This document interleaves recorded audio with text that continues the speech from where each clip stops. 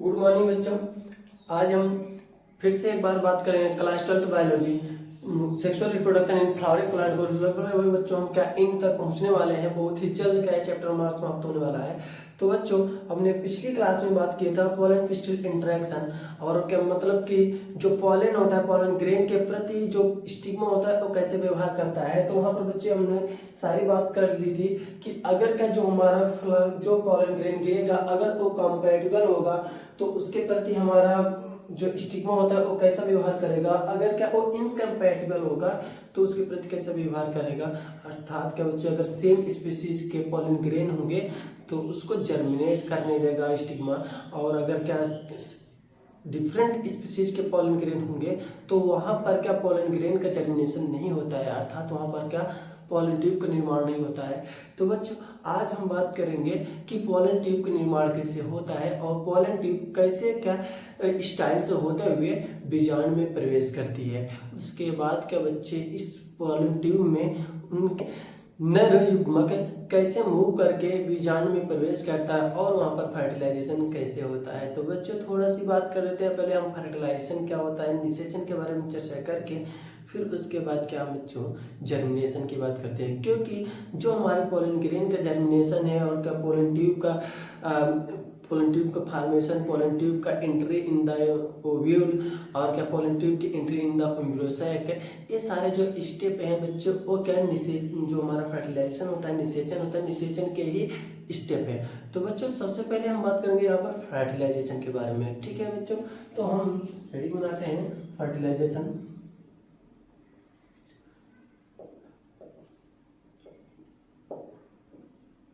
Fertilisation means बच्चे होता है निषेचन।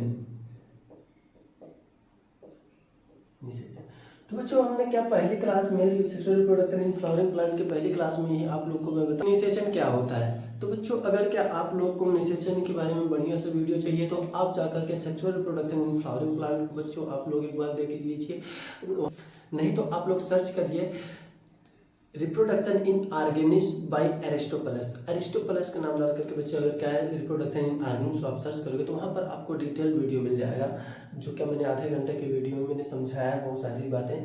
तो बच्चों हम यहाँ पर बात करेंगे निषेचन के बारे में। निषेचन के बारे में क्या बात करेंगे बच्चे, जब दो डिफरेंट लैंगिक इकाइयां या युग्मक का संलयन होता है तो बच्चों उसको क्या कहते हैं हम निषेचन। तो मतलब क्या होता है बच्चे में यहाँ पर थोड़ा सा बात करते हैं हम यहाँ पर दो असमान के संलयन को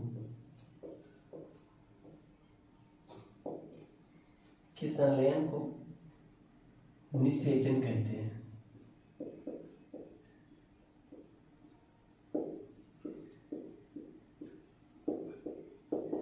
तो बच्चों आप लोग बस क्या वीडियो में लास्ट तक बने रहिएगा, यहाँ पर एकदम क्रिस्टल क्लियर होने वाला है कि क्या क्या हम बता रहे हैं और क्या क्या होने वाला है, सारी चीजें एकदम क्लियर हो जाएंगी बच्चे। बस यहाँ पर ध्यान दो, यहाँ पर क्या कह रहा है निषेचन, दो असमान लैंगिक इकाइयों या युग्मकों के संलयन को ही क्या कहते हैं बच्चे निषेचन। तो बच्चे जो असमान कह रहा है तो असमान का मतलब ये नहीं है कि एक कोई जैसे कि एक गुड़हल के फ्लावर का एक युग्मक ले लो और क्या एक रोज के फ्लावर का युग्मक ले लो, तो ऐसी बात नहीं कर रहा है। बस उनके जो पार्टनर होते हैं वो अनसेम होने चाहिए बस बच्चों। मतलब क्या स्पीसीज सेम होनी चाहिए, स्पीसीज सेम होनी चाहिए,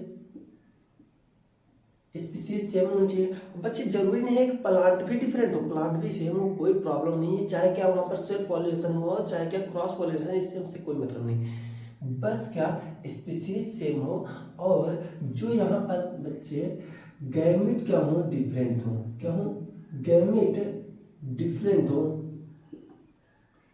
गैमेट डिफरेंट बच्चे species same gamete different. Gamete different का मतलब क्या होता है बच्चे, मेल एंड फीमेल गैमेट, क्या हो बच्चे male and female gamete of same species.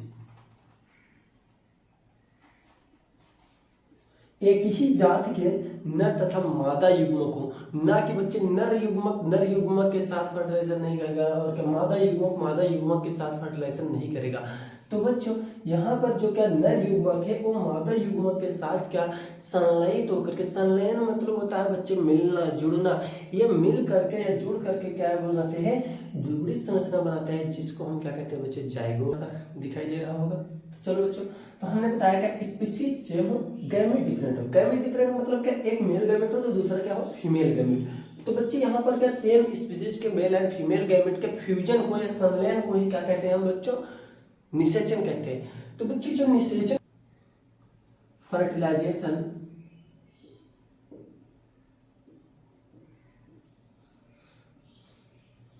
Discovered by Strasburger इन 1884 में, 1884 ईस्वी में बच्चे निषेचन की खोज स्ट्रासबर्गर नामक वैज्ञानिक ने की थी। और किसमें की थी बच्चे, इन मोनोट्रोपा। तो बच्चे अब आप क्या मोनोट्रोपा को यहाँ पर देख सकते हैं, ये फ्लावर का है, इसको मोनोट्रोपा कहा जाता है। ठीक है बच्चों, तो इन्होंने क्या मोनोट्रोपा में खोज की थी, किसकी, निषेचन की। निषेचन की खोज क्या स्ट्रासबर्गर नामक वैज्ञानिक ने 1884 ईस्वी में मोनोट्रोपा नामक पादप में की थी। तो बच्चे इस पॉइंट को आप लिख सकते हो। तो आप लोग लिखना शुरू करो, मैं बोल रहा हूँ। निषेचन की खोज सर्वप्रथम स्ट्रासबर्गर नामक वैज्ञानिक ने 1884 ईस्वी में मोनोट्रोपा नामक फ्लावर में की थी। तो बच्चों जाहिर सी बात है आपको इतना समझ में आ गया होगा। तो अब थोड़ा सा हम निषेचन को आगे लेकर चलते हैं। तो बच्चों यहाँ पर देखो, जैसे कि हमारा पॉलन ग्रेन का ये हमारा पॉलन ग्रेन है। तो बच्चों इसमें क्या, ये जो डिजाइन होती है बच्चे इसकी बना देते हैं। ठीक है, तो बच्चे मैंने इसमें बात की है, जो बच्चे पॉलन ग्रेन के बारे में नहीं जानते हैं वो जा करके पॉलन ग्रेन का स्ट्रक्चर के बारे में बच्चों आप पढ़ सकते हैं। हमारे पिछली वीडियो में इसके बारे में डिटेल संरचना के बारे में मैंने बात की है बच्चों, मैंने इस पर डिटेल वीडियो बनाया है। और अगर क्या आप यहाँ पर जाते हैं तो यहाँ पर लिंक वीडियो के लिंक में दिया होगा बच्चों, वहाँ पर देख लीजिए, या बच्चों आप डिस्क्रिप्शन से चेक कर लीजिए, वहाँ पर क्या इसमें दिया होगा। ठीक है बच्चों, तो बच्चे इसमें क्या होता है, एक बड़ी सी कोशिका होती है जिसको हम क्या कहते हैं, ये हमारा ट्यूब सेल है। और दूसरा क्या होता है हमारे बच्चे, जो क्या होता है, जर्म सेल है, ये जननी कोशिका है। तो बच्चे ये जो हमारी जननी कोशिका है, इसका जो न्यूक्लियस होता है वो डिवाइड होकर के दो युग्मक बना लेता है। तो बच्चे ये भी मेल गैमेट है, ये भी क्या मेल गैमेट है। और बच्चे जब क्या यहाँ पर हम बात करें जो इसमें प्लांट होता है, तो प्लांट के अंदर जो बच्चे एग सेल होती है, उसके बगल में सिग्नेटेड सेल होती है। बच्चे सिग्नेटेड सेल और एंटीपोडल सेल का कहाँ पर क्या वर्क है, आगे हम सारी चीज डिटेल में बात करेंगे। लेकिन निषेचन में कौन से भाग लेते हैं हम इसकी बात करेंगे। तो बच्चों इसमें से जो एक मेल गैमेट है ये निकल करके ये किससे फ्यूज होता है, आपकी एग सेल से। तो बच्चों वहां पर अगर आप जा करके सर्च करेंगे, वहां पर जब आप पढ़ेंगे तो वहां पर आपको एक चीज पता चल जाएगी बच्चों, ये जो क्या युग्मक होते हैं, जो ये युग्मक बने हैं एक ऐसे होते हैं यन, अर्थात क्या होते हैं बच्चे, अगुणित। इनमें गुणसूत्र संख्या क्या होती है, आधी। मतलब क्या इनके जनक में जितने गुणसूत्र होंगे वो इनकी जितनी भी कोशिकाएं होंगी उसमें जितने गुणसूत्र होंगे उसका आधे गुणसूत्र संख्या किसमें होगी, इनके युग्मकों में। इनके युग्मकों में क्या होगी बच्चे, उनके गुणसूत्र, उनके जनक के गुणसूत्रों की संख्या से क्या रहेगी, आधी। तो उसको हम क्या कहते हैं, अगुणित। क्योंकि बच्चे इनका निर्माण होता है अर्धसूत्रीय विभाजन द्वारा। ठीक है, अर्धसूत्रीय विभाजन क्या होता है बच्चे, ऐसा विभाजन जिसमें गुणसूत्र संख्या क्या हो जाए, आधी हो जाए या कम हो जाती है। ठीक है बच्चों, वैसे इसमें भी इसके भी गुणसूत्र संख्या क्या होती है, आधी। तो बच्चे अगर ये मैं मान लो ये दोनों कोशिकाएं हैं, अब बच्चों मैंने यहाँ पर क्या कहा है, अगर ये मैं माना ये मेल से आया है और ये तो फीमेल से आया है बच्चों। अब बच्चे मेल और फीमेल, मैन और क्या, मैन को मत समझना, नहीं तो ह्यूमन में मेल और फीमेल को ढूंढो बच्चों, ऐसे ही वहां पर नहीं होता है। मेल एंड फीमेल फ्लावर की मैं बात कर रहा हूँ। ठीक है बच्चों, तो एक male and female sexual reproduction unit है। ठीक है बच्चों, तो अब मैं बात करूँ ये मेल है ये फीमेल है, तो मैंने कहा है दो समान लैंगिक इकाइयों या युग्मकों के संलयन। तो बच्चे अब हमको इनको क्या करवाना है, संलयन। क्योंकि मैंने बच्चे मेल एंड फीमेल को मैंने ले लिया, अब इनको क्या करवाना है, हमको संलयन मतलब क्या करना है, मिलाना है। तो बच्चों अगर मैं इनको मिला दूं तो ये एक स्ट्रक्चर मिल करके एक स्ट्रक्चर बन जाएंगे। तो बच्चों इसमें से ये जो इनके जेनेटिक मटेरियल है, न्यूक्लियस है, वो आपस में फ्यूज हो जाएंगे, आपस में उलझ जाएंगे इनके डीएनए में। तो बच्चों एक चीज बताओ, यहाँ पर एक एन था, यहाँ पर एक एन था, दोनों मिल गए तो कितने बन जाएंगे? आप तुरंत क्या कमेंट में लिख दीजिएगा बच्चों, एक एन दोनों मिलकर के क्या बनाएंगे? तो बच्चों यहाँ पर बनेगा 2n स्ट्रक्चर। क्या बनेगा? 2n स्ट्रक्चर, जिसको बोलते हैं बच्चे डिप्लॉयड स्ट्रक्चर। क्या कहेंगे? Deployed structure. तो बच्चों हम इसको डिप्लॉयड स्ट्रक्चर कहते हैं, या हम क्या कहेंगे? द्विगुणित संरचना। क्या कहेंगे? द्विगुणित संरचना बनेगी बच्चों। द्विगुणित संरचना का निर्माण होगा, और इसी द्विगुणित संरचना को बच्चे जाइगोट कहा जाता है। क्या कहा जाता है? जाइगोट। बच्चे इसको जाइगोट या युग्मनज कहा जाता है। ठीक है, तो बच्चों ये क्या होता है? युग्मनज। बच्चे यही क्या होता है जो एम्ब्रियो बनने वाला है, एम्ब्रियो की पहली स्टेज क्या होती है बच्चे? जाइगोट। तो बच्चों इतना ध्यान दीजिएगा, जो हमारे का रिप्रोडक्शन होने वाला है उसकी फर्स्ट यूनिट जो हमारा बना है, यहाँ पर जो एम्ब्रियो बनने वाला है उसकी जो फर्स्ट यूनिट बनती है क्या होता है? हमारा युग्मनज। अब बच्चे इसमें बार बार विभाजन होगा, बार बार कोश का विभाजन होगा, और क्या? कोश का विभेदन। तो बच्चे रैपिडली सेल डिवीजन एंड का सेल क्लीवेज होगा, जिसकी वजह से बच्चों यहाँ पर किसका निर्माण हो जाएगा? हमारे एम्ब्रियो का। ठीक है बच्चों, तो इसमें क्या होगा बच्चे? बार बार डिवीजन होगा, जिससे क्या बनेगा? एम्ब्रियो। या बच्चे एम्ब्रियोफाइट हम कहेंगे, एम्ब्रियो का निर्माण होता है एम्ब्रियोफाइट। इसमें क्या होता है बच्चे? डिवीजन। अब बच्चे आप लोग को पता करके आना है ये डिवीजन क्या होता है, सेल डिवीजन कैसे होता है बच्चों, कोश का विभाजन यहाँ पर कैसे होता है। और बच्चे एक चीज बच्चे बस कुछ दिन का इंतजार कीजिए, जब मैं क्या कोश का और कोश का विभाजन वाला वीडियो लेकर आऊंगा, तो वहाँ पर बच्चे आपको बहुत सारी बातें क्या मैं क्लियर करके जाऊंगा कि रियल में ह्यूमन लाइफ में होता क्या है। अभी तो मैंने प्लांट के बारे में शुरू किया बच्चों, तो ज़्यादा करके बच्चों को प्लांट के बारे में पढ़ना उनको अच्छा नहीं लगता है, अर्थात उनको पसंद नहीं होता, थोड़ा सा उनको बोरिंग लगता है। लेकिन बच्चों अगर क्या रियल में अगर पढ़ाई करने लगो तो वहाँ पर बोरिंग कुछ नहीं है, बहुत ही मज़ा आता है बच्चों। लेकिन बच्चे अब कुछ ही समय के बाद मैं आपको मिलने वाला हूँ फिजियोलॉजी के साथ। तो बच्चे मैं आपको एनिमल फिजियोलॉजी के बारे में बताऊँगा, और जो क्या बच्चे आपको एकदम हाई लेवल तक की होगी। वहाँ से बच्चे अगर आप क्या नीट की प्रिपरेशन कर रहे हैं तो आपके लिए भी लाभदायक होगी, या बच्चे जो क्या 11th-12th पढ़ रहे हैं तो उनके लिए भी लाभदायक होगी, उनको बहुत सारी जानकारियाँ प्राप्त होंगी। ठीक है बच्चों, तो वीडियो को लास्ट तक देखिएगा बच्चों, और क्या लगातार बच्चे वीडियो को देखते रहिएगा, आपको कुछ समय में बहुत ज़्यादा जानकारी मिलने वाली है। और बच्चों जितना हो सके इस वीडियो को ज़रूर शेयर कीजिएगा, क्योंकि जितना आप शेयर करेंगे उतना ही ज़्यादा क्या कहते हैं अदर बच्चों तक पहुंचेगा। जो बच्चे कोचिंग नहीं कर पाते उनके लिए बहुत ही लाभ होगा। ठीक है बच्चों, तो अब हम बात करते हैं बच्चों, आपको मैंने यहाँ पर बता दिया, इतना आपके समझ में आ गया होगा कि यहाँ पर देखिए ये जो क्या मेल गैमेट है और ये फीमेल गैमेट, दोनों फ्यूज होकर जाइगोट बना है। अब जाइगोट डेवलप हो करके बच्चे बार बार इसमें सेल डिवीजन होगा, और क्या समसूत्री विभाजन होगा, जिसमें क्या नई नई कोशिकाएं बनेंगी, और कोशिकाओं में विभेदन होगा बच्चे, वो अलग अलग कार्य के रूप में क्या विभाजित होंगी। फिर उसके बाद के बच्चे ये हमारा कम्प्लीटली डेवलप हो जाएगा एम्ब्रियो। अब बच्चे हम बात करते हैं कि आपको यहाँ पर तो दिख गया ये नर युग्मक है और ये मादा युग्मक, मेल गैमेट और फीमेल गैमेट दोनों फ्यूज हो गए। लेकिन बच्चे रियल में ये कहाँ पर फ्यूज होते हैं? ये जो क्या पोलन ग्रेन था, पोलन ग्रेन से जो फीमेल गैमेट, देखो यहाँ पर पोलन ग्रेन गिरेगा और ये है फीमेल गैमेट, यहाँ से मेल गैमेट कैसे यहाँ तक पहुँचेगा? तो बच्चों इस चीज को समझने के लिए अब हम क्या नेक्स्ट स्ट्रक्चर पढ़ते हैं बच्चों। अभी तो हमने फर्टिलाइजेशन को पढ़ा है, अब हम बात करेंगे बच्चों क्या जर्मिनेशन ऑफ पोलन ग्रेन। ठीक है बच्चों, क्या बात करेंगे हम? जर्मिनेशन ऑफ पोलन ग्रेन, क्या पराग कण का जर्मिनेशन या पराग कण का अंकुरण, अर्थात पराग कण से पराग नली का निर्माण कैसे होता है। तो बच्चों इस पर बात करने से पहले आप लोग निषेचन को बहुत अच्छी तरीके से समझ गए हैं। तो बच्चों अगर निषेचन अच्छी तरीके से समझ में आ गया है तो बच्चों अब हम बात करेंगे जर्मिनेशन ऑफ पोलन ग्रेन। तो बच्चों हम स्टार्ट करते हैं क्या जर्मिनेशन ऑफ पोलन ग्रेन। तो हमारा अब क्या, तो बच्चों अब हम बात करेंगे जर्मिनेशन ऑफ पोलन ग्रेन, परागकण का अंकुरण। तो बच्चों परागकण का अंकुरण में हमको क्या समझना है कि जब स्टिग्मा पर पोलन ग्रेन गिरेगा तो उसमें क्या होगा। ठीक है बच्चों, तो अब क्या जब पॉलिनेशन हुआ, पॉलिनेशन द्वारा परागकण स्टिग्मा पर आया तब उसमें क्या हो रहा है बच्चों, तो जो क्या वहाँ पर पोलन ग्रेन होगा वो वहाँ पर उपस्थित जो शुगर होगा और जो बच्चे H2O होगा, जल होगा, तो उसके बारे में मैंने कल चर्चा की थी बच्चों।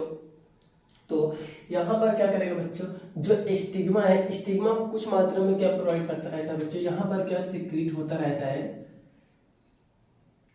शुगर, क्या होता है बच्चे, शुगर, और बच्चे यहाँ पर क्या होता है रेजिन,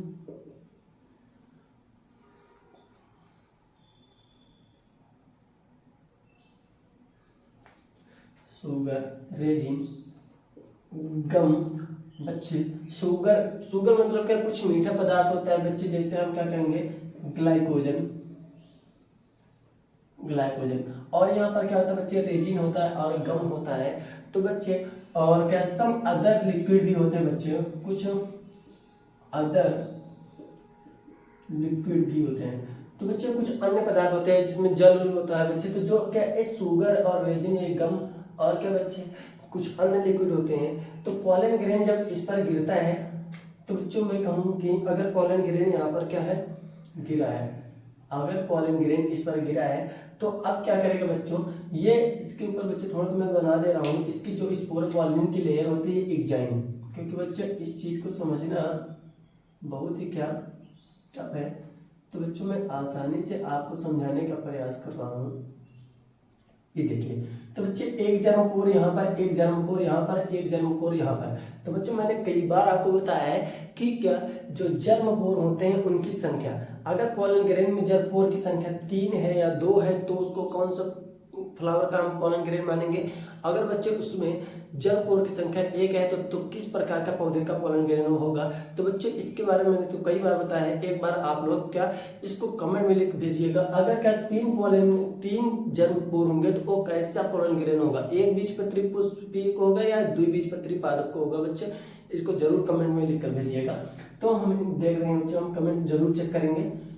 तो बच्चे यहाँ पर क्या, अगर ये पोलन ग्रेन है, अब ये पोलन ग्रेन इस पर गिरा तो बच्चों पोलन ग्रेन जब वहां पर गिरता है तो उसके ऊपर जो मटेरियल रहता है वो उसको एब्जॉर्ब करने लगता है। तो बच्चों अगर वहां पर पोलन ग्रेन गिरा तो अगर वहां पर शुगर मटेरियल है तो वो क्या उसको एब्जॉर्ब करेगा, अगर जल है तो उसको एब्जॉर्ब करेगा। या बच्चे जो रेजिन कम है, रेजिन और कम बहुत कम मात्रा में होते हैं, तो बच्चे इनको अवशोषित करेगा। तो जो जितने पदार्थों को अवशोषित करेगा वो उसके अंदर उसकी बॉडी में क्या एंटर कर जाएंगे, तो वो इसके साइटोप्लाज्म में भर जाएंगे। तो बच्चे इसके साइटोप्लाज्म में यहाँ पर क्या होता है, एक में कहूँ ये ट्यूब न्यूक्लियस था, तो बच्चे हम इसको क्या है TN बोल देते हैं, एक क्या था ट्यूब न्यूक्लियस। और बच्चे यहाँ पर 2 न्यूक्लियस होते हैं जिसको हम क्या कहेंगे बच्चे, इसको मेल गैमेट कहते हैं क्या, या हम इसको जननी केंद्र कहते हैं। इसको क्या हम बोलेंगे GN, जर्म न्यूक्लियस। क्या कहेंगे बच्चे, जर्म न्यूक्लियस। जो जननी केंद्रक होते हैं वो 2 होते हैं बच्चे, जननी केंद्रक 2 होते हैं। एक को बोला जाता है प्राथमिक जनन केंद्रक, दूसरे को बोला जाता है बच्चे द्वितीयक जनन केंद्रक, या बच्चे प्राथमिक युग्मक और द्वितीयक युग्मक भी इसको कहा जाता है। तो बच्चों ये क्या होगा, हमारा ट्यूब न्यूक्लियस अर्थात का नलिकीय केंद्रक या नाल केंद्रक या कायिक केंद्रक कहा जाता है बच्चों। तो जैसे ही बच्चे इसके अंदर साइटोप्लाज्म भरा होगा, जैसे ही क्या है अवशोषित करेगा तो इसके अंदर साइटोप्लाज्म की मात्रा बढ़ती चली जाएगी। अगर बच्चे साइटोप्लाज्म की मात्रा बढ़ती चली जाएगी तो वो क्या फूलने लगेगा। तो बच्चे जब एक क्या पहला क्या स्टेप क्या होगा बच्चे, इसका एब्जॉर्प्शन क्या होगा, absorption of substance on stigma. तो बच्चे जब पोलन ग्रेन पहुंचेगा क्या स्टिग्मा पर तो वो क्या करेगा, पहला उसका कार्य क्या होगा बच्चे, वहां पर जो पदार्थ है उसको अवशोषित करेगा। बच्चे अवशोषित तब कर पाएगा जब एक स्टिग्मा उसको डिटेक्ट करेगा, अगर उसी स्पीशीज का पोलन ग्रेन है तो उसको क्या नरिशमेंट प्रोवाइड करेगा, अन्यथा नहीं होगा। तो बच्चों मैं अब यहाँ पर पहुंच रहा हूँ कि यहाँ पर हमारा जो पोलन ग्रेन है वो कंपेटेबल है, योग्य है पोलन ट्यूब जनरेट करने के लायक, ठीक है। तो हम उसकी बात कर रहे हैं। तो वो पहले क्या करेगा बच्चे, absorption of substance on stigma, stigma पर गिरते ही वहां पर जो पदार्थ होंगे उसको अवशोषण करना शुरू कर देगा। अब बच्चे जब अवशोषण हो जाएगा तो अब उसका दूसरा स्टेप क्या होगा बच्चे, ये स्वेल अप हो जाएगा, क्या हो जाएगा, स्वेल्ड हो जाएगा। तो तो बच्चे ये क्या हो जाएगा, स्वेल्ड हो जाएगा, मतलब फूल जाएगा।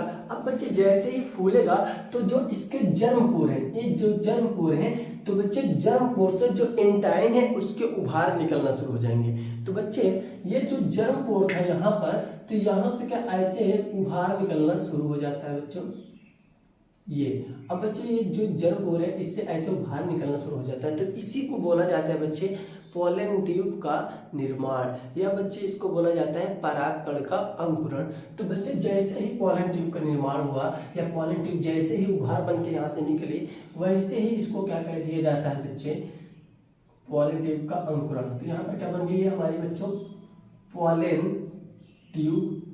तो बच्चे इस स्टेप को क्या कहेंगे, पोलन ट्यूब का अंकुरण या परागकण का अंकुरण। क्या कहेंगे, परागकण का अंकुरण। बच्चे परागकण का अंकुरण, यहाँ पर पोलन ट्यूब का निर्माण हो जाएगा। तो बच्चों यहाँ पर पोलन ट्यूब का निर्माण हो गया। अब देखो बच्चे आगे की घटना क्या होने वाली है। अब पोलन ट्यूब यहाँ से बच्चे क्या ऐसे, जैसे यहाँ पर आपको खाली दिख रहा है, क्या ऐसे खाली होता है? तो बच्चे ऐसा कुछ नहीं होता है। इसमें भी बच्चे 3 टाइप के पोलन ट्यूब होते हैं। एक क्या होता है, ओपन होता है, एक क्या होता है, हाफ क्लोज होता है, और एक क्या। एक क्वेश्चन अब बढ़ रहा होगा कि सर जो एक जर्म पोर है, यहाँ से केवल क्या 3 जर्म पोर हैं, तो क्या एक ही का पोलन ग्रेन, एक ही से पोलन ट्यूब बनेगी? तीनों जगह से पोलन ट्यूब बन सकती है। तो बच्चे एकदम सिंपल सा क्वेश्चन है और क्या सिंपल सा आंसर। बच्चे तीनों जगह से पोलन ट्यूब का फॉर्मेशन होता है, कुछ पादपों में होता है और कुछ पादपों में नहीं। अगर बच्चे एक ही पोलन ट्यूब का निर्माण होता है तो उसको मोनोसिफॉनस कहा जाता है बच्चों। अगर क्या बच्चे कई पोलन ट्यूब का निर्माण होता है तो उसको पॉलीसिफोनस कहा जाता है। तो बच्चों अगर एक होगा तो मोनोसिफोनस, अगर कई होंगे तो उसको पॉलीसिफोनस। तो याद करके रखिएगा बच्चों, इसको लिख लीजिएगा। अब बच्चे थोड़ा सा एक चीज बात करते हैं, इसकी खोज किसने की थी? तो बच्चों इसकी खोज सर्वप्रथम जीबी एमिकी नामक वैज्ञानिक ने।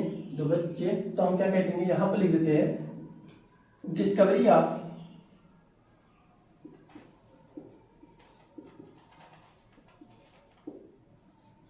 तो बच्चे जो पोलन ट्यूब थी उसकी डिस्कवरी करने वाले हमारे वैज्ञानिक थे बच्चे की सर इसी को क्या बार बार पूछता है, जो हमारे एग्जाम में आता है, कई बार दोहराता है। तो बच्चों इस चीज को आप ध्यान करके रखिएगा। जेबीएमसी नामक वैज्ञानिक ने पोलन ट्यूब की खोज की थी। तो बच्चे अब पोलन ट्यूब के निर्माण हो गया है। अब आगे की हम बात करते हैं। तो बच्चों एक चीज आप और लिख लीजिए, जो मैं वीडियो बता रहा था बच्चे, अगर बच्चे एक ही पोलन ट्यूब का निर्माण होगा तो उसको बोलते हैं बच्चे मोनोसिफोनस। क्या बोलते हैं? मोनोसिफोनस। अगर बच्चे जब क्या कई पोलन ट्यूब का निर्माण होगा तो उसको बच्चे बोलते हैं पॉलीसिफोनस।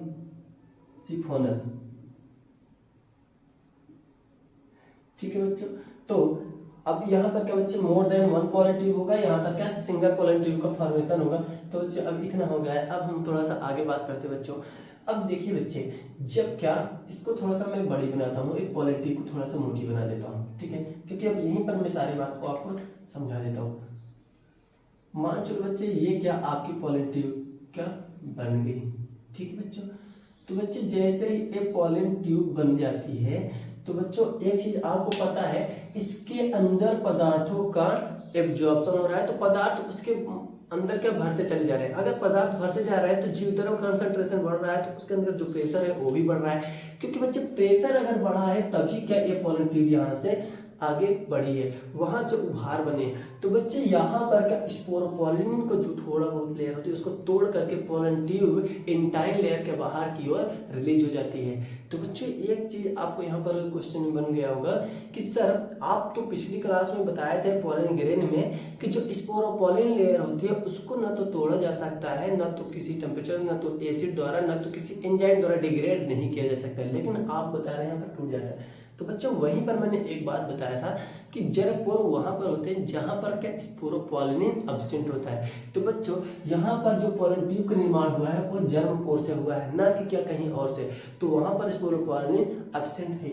अब बच्चे यहाँ पर ये जो क्या जो प्रेशर इसमें जनरेट होता है, तो ये जो इसके केंद्रक हैं ये इसमें मूव कर जाते हैं। तो बच्चे ये जो ट्यूब न्यूक्लियस है ये पहले से आगे से मूव कर जाता है और ट्यूब न्यूक्लियस हमारा यहाँ पर आ जाता है। तो बच्चे ये जो ट्यूब न्यूक्लियस हमारा यहाँ पर आ जाता है, अब इसके पीछे बच्चे ये जो दो हमारे न्यूक्लियस है अब यहाँ से ये गायब होकर के बच्चों ये आ जाएंगे इसी के पीछे। तो बच्चे इसी के पीछे आ जाएंगे, तो इसमें से एक क्या होगा बच्चों आपका प्राइमरी न्यूक्लियस होगा और दूसरा क्या होगा सेकेंडरी न्यूक्लियस। तो बच्चे एक क्या होगा आपका प्राथमिक केंद्रक होगा और दूसरा क्या होगा बच्चे द्वितीय केंद्रक। तो बच्चे इसमें से प्राथमिक केंद्रक और द्वितीय केंद्रक। अब बच्चे ध्यान दो, ये जो हमारा ट्यूब न्यूक्लियस रहता है, जो ट्यूब न्यूक्लियस है, जो बच्चे हमारा नाभिकीय केंद्रक या जो कायिक केंद्रक है वो यहाँ पर जब प्रेजेंट होता है तो बच्चों ये क्या करता है पोलन ट्यूब के लिए मार्ग बनाता है कि पोलन ट्यूब को किस साइड से मूव करके आगे बढ़ना है। तो बच्चों ये पोलन ट्यूब के लिए रास्ता बनाता है और पोलन ट्यूब यहाँ से क्या ऐसे मूव करते हुए जाती है। लेकिन एक चीज और ध्यान दीजिएगा बच्चे, ये पोलन ट्यूब को ऐसे ही रास्ता नहीं बना देता है, यहाँ से कुछ क्या सब्सटेंस रिलीज करता है। तो बच्चे कुछ केमिकल्स रिलीज करता है जिससे क्या पोलन ट्यूब उसी साइड से मूव करती जाती है। और एक चीज ध्यान देना बच्चों, जो एक पोलन ट्यूब होता है तो जो इसका सिरा होता है यहीं पर क्या बच्चों इसमें कुछ एंजाइम सीक्रेट होती हैं। जैसे मैं बात करूं पेक्टिनेज, क्या होता है बच्चे पेक्टिनेज। तो बच्चे ये जो एंजाइम होती है पेक्टिनेज वो क्या करती है, जो यहाँ पर सेल होती है ना उसको डिग्रेड करके और क्या आगे रास्ता बनाती हुई चली जाती है। तो बच्चे यहाँ पर ये एंजाइम आगे रास्ता बनाते हुए चली जाती है। तो अब बताओ ये पोलन ट्यूब धीरे धीरे क्या बढ़ती चली जाएगी बच्चों। अब बच्चे जब ये पोलन ट्यूब बढ़ती जाएगी तो मैं आपको इसको ऐसे दिखा रहा हूँ, ये देखो मान चलो ये रास्ता है ऐसे बनाती हुई चली जा रही है। तो जब एक क्या 2D स्ट्रक्चर है तो आपको दिख रहा होगा कि सर क्या ये देखो तो एक 2D स्ट्रक्चर है तो आपको दिख रहा होगा बच्चों कि ये क्या कर रहा है, ये जो क्या फ्यूनिकल है फ्यूनिकल को क्रॉस करते हुए चली जा रही है। तो बच्चे है ऐसा कुछ नहीं होता है। जब क्या बच्चे आप 3D स्ट्रक्चर को देखोगे तो वहां पर आपको क्लियर हो जाएगा ये रियल में इसको भेद करके नहीं इसके बगल से जाती है। और बच्चे ये जो माइक्रोफाइल है, एक जो माइक्रोफाइल है, माइक्रोफाइल है तो बच्चे ये क्या करता है माइक्रोफाइल से इंटर कर जाता है। ठीक है बच्चों,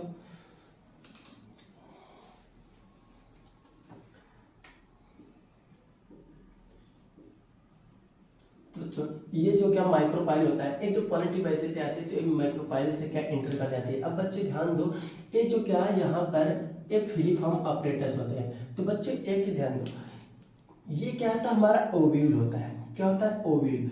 अब बच्चे ये जो पोलन ट्यूब होती है तो पहले ओव्यूल में इंटर करती है, पहले बीजांड में। यहाँ पर तो मैंने डायरेक्ट क्या बच्चे एम्ब्रियो सैक में इसको प्रवेश करवा दिया, तो लेकिन रियल बता रहे हैं बच्चों पहले क्या होता है ओव्यूल में प्रवेश करते हैं। ओव्यूल में जब बच्चे ये ओव्यूल है, कभी कभी बच्चे जो ओव्यूल में प्रवेश होता है ना वो 3 प्रकार से होता है। तो बच्चे जब ये पोलन ट्यूब ऐसे निर्माण होते हुए चली जाती है तो बच्चे थोड़ी दूर जाने के बाद ये जो ट्यूब न्यूक्लियस होता है वो डिस्ट्रॉय हो जाता है। तो बच्चे मान चलो एक ट्यूब न्यूक्लियस यहाँ तक पहुंच करके और क्या नष्ट हो गया। तो बच्चे यहाँ तक पहुंच करके ट्यूब न्यूक्लियस अगर नष्ट हो गया तो अब उसको आगे रास्ता प्रदान कौन करेगा। तो बच्चों ये जो होता है हमारे जो यहाँ पर क्या सिनर्जिड सेल होती हैं, ये जो सिनर्जिड सेल होती हैं तो बच्चे सिनर्जिड सेल में क्या होते हैं, ये क्या है सिनर्जिड्स हैं। तो बच्चे सिनर्जिड्स जो है इसमें क्या होता है बच्चों फिलीफॉर्म ऑपरेटस होते हैं। क्या होते हैं फिलीफॉर्म ऑपरेटस, जिसको क्या बोला जाता है बच्चे तर्क रूपी उपकरण बोला जाता है। तो फिलीफॉर्म ऑपरेटस है। और बच्चे फिलीफॉर्म ऑपरेटस तो क्या करते हैं बच्चे कुछ केमिकल को रिलीज करते हैं। ये क्या करेंगे बच्चे केमिकल को रिलीज करेंगे। अब बच्चे वो केमिकल कैसा होता है बच्चे, उस केमिकल का नेचर होता है पॉलीसेकेराइड का। कैसा होता है बच्चे पॉलीसेकेराइड का। तो बच्चे ये जो हमारा क्या होता है जो केमिकल होता है वो पॉलीसेकेराइड नेचर का होता है। तो थोड़ा सा बच्चे इसकी इंग्लिश चेक कर लेते हैं।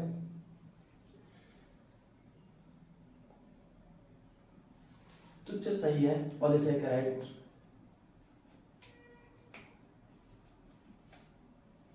पॉलीसैकेराइड नेचर का होता है। तो बच्चे जब पॉलीसैकेराइड को यहाँ पर रिलीज करेगा तो जो पॉलन ट्यूब है वो इसी की ओर मूव करती है और पॉलन ट्यूब इंटर कर जाती है कहाँ पर, माइक्रोपाइल के द्वारा। तो बच्चे अब इसके आधार पर जो क्या पॉलन ट्यूब का बीजाणु में प्रवेश होता है, इस स्टेप की हम बात करेंगे। क्या बच्चे बात करेंगे कि entry of pollen tube in the ovule, entry of pollen tube in ovule, बीजाणु में परागनली का प्रवेश। ठीक है बच्चों, तो बच्चों उनको क्या, तो आज इतना ही करेंगे बच्चों। फिर उसके बाद नेक्स्ट क्लास में हम बात करेंगे कि पराग नली का बीजाणु में प्रवेश कैसे होता है, और फिर क्या बात करेंगे बच्चों, पराग नली का एम्ब्रियो सैक में प्रवेश कैसे होता है। तो बच्चों आप क्या लास्ट तक वीडियो को जरूर देखा कीजिए बच्चों, आपको यहाँ तक पूरा क्रिस्टल क्लियर हो गया होगा बच्चों कि यहाँ पर जो ट्यूब न्यूक्लियस होता है उसका कार्य क्या होता है, जो क्या प्राइमरी और सेकेंडरी न्यूक्लियस होते हैं वो कैसे मूव करते हैं। आगे बात करेंगे बच्चे प्राइमरी और सेकेंडरी न्यूक्लियस या प्राथमिक और द्वितीय केंद्र का कार्य क्या होगा, कहाँ पर उनका क्या कार्य होगा। बच्चे यहाँ पर आपको फ्री फॉर्म ऑपरेटर्स का कार्य पता चल गया। और बच्चे जो पॉलन ट्यूब होता है वो के एंजाइम निर्माण रिलीज करते हैं, जिसको मैंने पेक्टिनेज बताया, उसी से क्या बच्चे यहाँ पर पॉलन ट्यूब का यहाँ से पॉलन ट्यूब आगे मूव करती रहती है। तो बच्चों सारी चीज़ें आपको समझ में आ गई होगी। अगर जो चीज़ नहीं समझ आए बच्चों एक बार आप कमेंट में जरूर लिख कर भेजिएगा। और बच्चों एक बच्चे का कमेंट आया था, सर वैक्सीन क्या होता है। तो बच्चों जैसे ही क्या मैं हेल्थ एंड डिजीज चैप्टर लेकर आऊँगा ऑनलाइन में, वहाँ पर पढ़ाना शुरू करूँगा, वहाँ से बच्चों मैं आपको जरूर बताऊँगा वैक्सीन क्या होता है, उसको कैसे बनाया जाता है बच्चों, और उसको कैसे इंसर्ट किया जाता है। वैक्सीन के पूरी चीज़ों को मैं क्रिस्टल क्लियर कर दूंगा। बच्चे एक बार क्या हमको लेकर आने का इंतजार है। तो बच्चों आप इंतजार कीजिए, आपको जो चैप्टर पढ़ना है उसको क्या बच्चे आप कमेंट में लिख भेजिएगा। अगर बच्चे आपको